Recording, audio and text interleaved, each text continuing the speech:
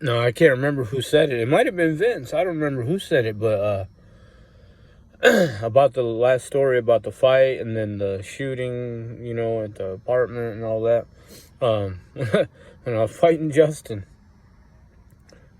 somebody told me, I don't remember who it was. They're like, dude, when you hit him, that shit was so loud. I was small back then, but I was strong. You know what I mean? I was only like 135 pounds, but I could hit. I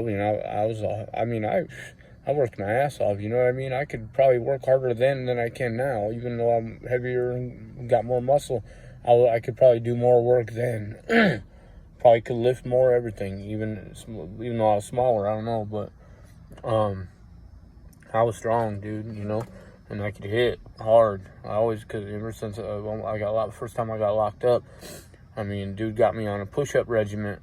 This dude, I don't even remember his fucking name, but he was not someone who talked a lot, but we got to working out. And this is another story, I guess I'll tell it. He got me on this workout. There's a few of us, we did this, mostly me and him though. Every night we do 3 sets of push-ups, and I'm not going to say how we did them, but he taught me something fucking so valuable on how to fucking really build muscle. Like, it's probably better than you could buy videos and have a trainer, everything. Just as one thing this dude told me, man, it fucking worked. Because I started out, my first, within a week, when I first started, like, my first set it might have been 20 or 30, and then, second set, a little less, and then the third, a little less. Within a week, dude, my first set was 75 every night, and then, 50, and then, 30 or 40 every night. 3 sets in, 10 or 15 minutes. And we did that every night, dude. My fucking triceps are fucking... They're still... I hardly work out now. I barely work out. My fucking triceps, that muscle didn't go away. That shit's there. It's there. That shit, it's permanent. That shit, he really, really taught me something. For real.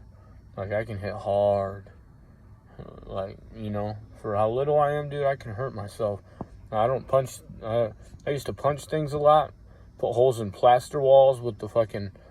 with the wood behind it, the little lats, that old school fucking wall, where it's plaster and then fucking wood strips and fucking more plaster. I just put holes in those.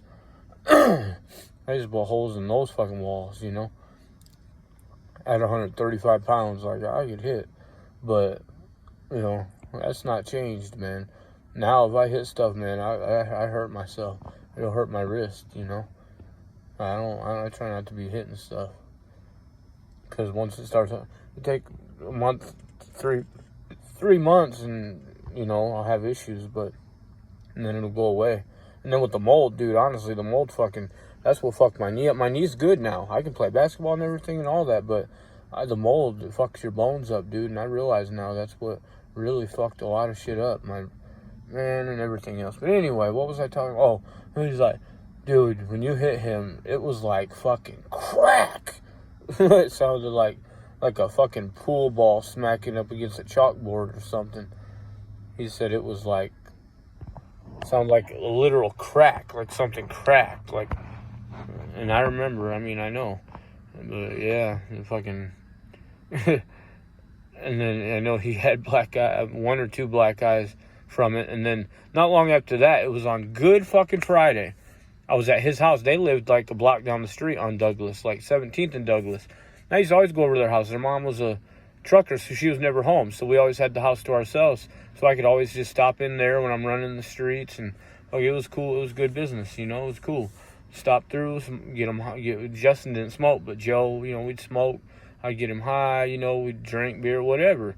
But on this Good Friday, I met this dude across the alley between Pierce and Douglas.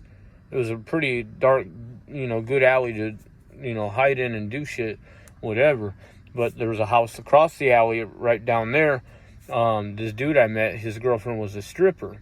So we were hanging out, a lot, smoking, and I'd go over there a lot. Well, one day, I don't know why, I think Joe called me or something. Hey, I need you to bring me something or whatever, and I did. So I had dude come with me. I was like, hey, why don't you meet my buddies, And we got in an argument about something, and fucking, Justin and Joe, I don't even think it was that night. I don't remember. No, that wasn't even. Yeah, that was. I think that was the night. And then I told dude, hey, I'll be back, man. I'll come back over later or whatever, because these guys, we got to talk or whatever. I think it was that same night. If not, it was soon. It was around that time. But I know on Good Friday, I was in their house. Their mom was gone, driving. And we got an argument. Oh, because I was in their kitchen just eating shit. I mean, I always did. But I guess they were just, probably upset about the other night or something. They're like, man, you can't be just doing whatever you want around here. Or something. And I'm drinking. I'm drunk, I'm like, man, whatever, dude. What the fuck's your problem? And then they jumped me. Joe and Justin. I could probably beat both of them up, but I was drunk and I had it coming. So I just kind of let them do their thing, honestly. And I had 2 black guys. But then my buddy from Houston that I met through one of the black dudes that stayed downstairs after they moved out, he came over with him, introduced him to me. He's from Houston.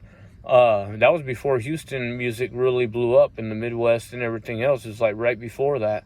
He taught me about DJ Screw and all that. And I started making screw tapes. I made screw tapes on accident because I had a CD player that transmitted to the radio.